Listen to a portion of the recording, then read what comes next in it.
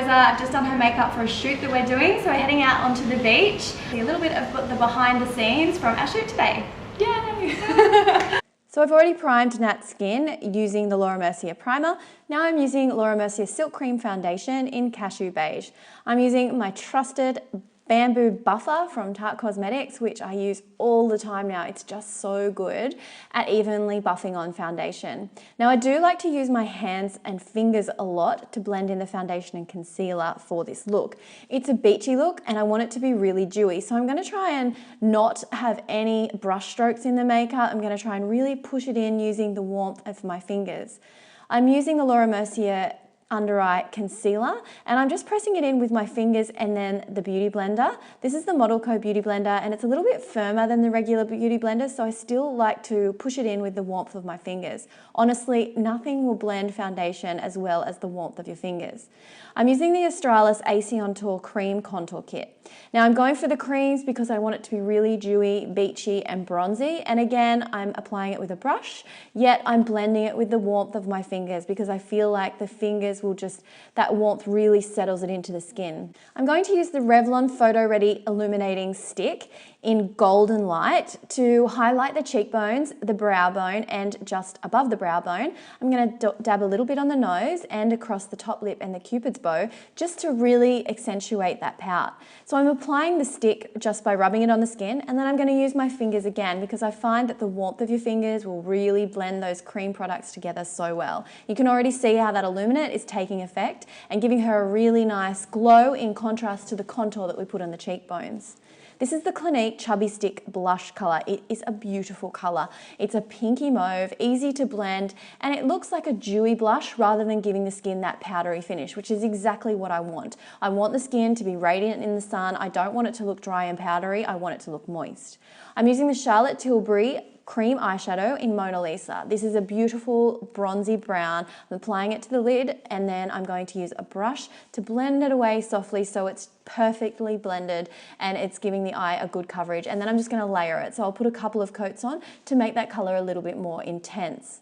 I've now got my Tartlette in Bloom palette and I'm going to use the beautiful bronzy powder on top of the Charlotte Tilbury product. I'm using the Charlotte Tilbury product kind of as a base, so that's going to make that powder look really intense, but I find when you're trying to get a metallic-y sheen, powders are really good at doing that. So I'm just packing that on top of the Mona Lisa cream eyeshadow, and I'm also going to use my brush to gently brush it along the lower lash line.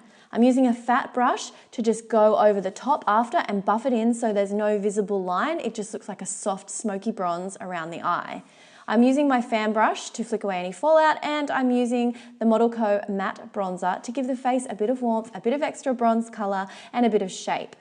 This is the Eye of Horus Eye Defining Eyebrow Pencil. This is a great skinny eyebrow pencil. It's a beautiful colour, it's a cool colour, it looks like the natural eyebrow hair, and I'm not making her eyebrows too bold. I'm just accentuating the corner and the arch and filling in any patchiness. I'm now using a brown eyeliner pencil from MAC just to line the waterline. I don't want to use black, I think it'd be too intense for this bronzy look, so I'm just going to use a brown. I'm also going to messily apply this brown eyeliner pencil to the top lash line, and I'm going to use a brush to just blend it in so that you can't see the line between the eyeliner and the eyeshadow. It just makes the eyeshadow colour a little bit more intense down towards the lash line.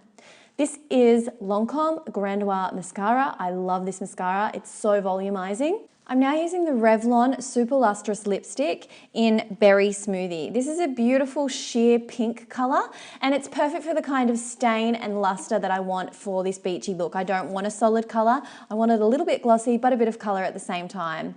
Now I'm just going to give the hair a final brush through. I already curled it using the VS Sassoon Goddess Straightener, and now I am just going to give it a brush and make it really soft. I loaded it up with lots of Orbe dry texture spray to give it a really bouncy dry texture. I didn't want it too gritty, I wanted it a bouncy, fluffy, lightweight texture. So it's a beautiful, natural, beachy look and it's pretty sun-kissed, and she's gonna look great when we're shooting on the beach. And here we're just organising our Snapchats, and we had no idea that Bonnie C was photobombing us for quite some time. Bonnie C is the photographer of the shoot. She does such a great job, and yes, her name is Bonnie too. It can get confusing. Bonnie, here are the girls! Being photobombed.